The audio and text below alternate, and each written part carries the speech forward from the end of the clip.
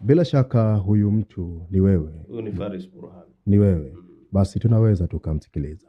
Anadhani anao uhuru wa kukaa mtandaoni na kisimu chake, anashinda asubuhi kutwa nzima anatukana viongozi. Jeshi la polisi, hawa tukiwapoteza msiwatafute hawa. Piga makofi kwa sisi. Bila shaka Faris, huyo mtu aliyekuwa anazungumza hapo ni wewe Faris Burhan.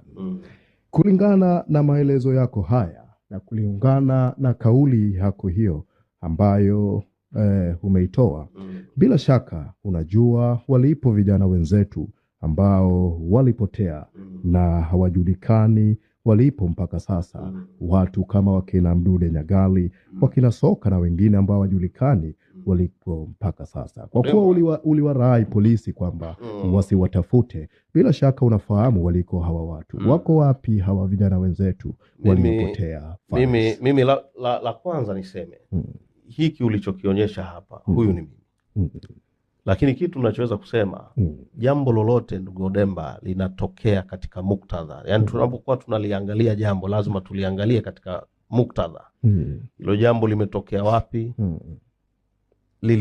Lilianzaje? Liliishaje? Hiki ulichokionyesha ni kipande nadhani cha sekunde ambazo hazizidi 30.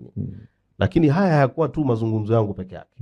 Manake kuna sehemu nilianzia, kuna sehemu nilipita na kuna sehemu nilimalizia.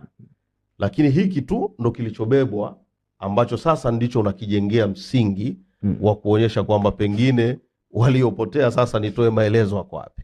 Mimi niseme tu Odemba, hiki kilichofanyika hapa katika muktadha tuliokuwa nao ni sawa na ule muktadha ambao unamkuta mzazi anamwambia mwanae,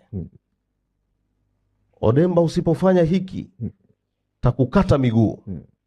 Usipofanya hiki takukata kichwa. Hivi kuna mzazi anayeweza kumkata mwanae kichwa? Dhamira yako ilikuwa ni nini kwenye hiyo kauli ya kwamba waliopotea jeshi la polisi wasihangaike kuwatafuta?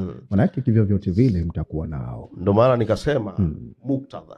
Ulimaanisha nini kwenye muktadha wa jambo lenyewe? Muktadha wake ulikuwa ni muktadha wake, kwanza hiki ilikuwa ni kikao cha ndani, haukuwa mkutano wa hadhara. Maana yake hapa tulikuwa tunafundana vijana wa CCM na wana CCM kwa ujumla.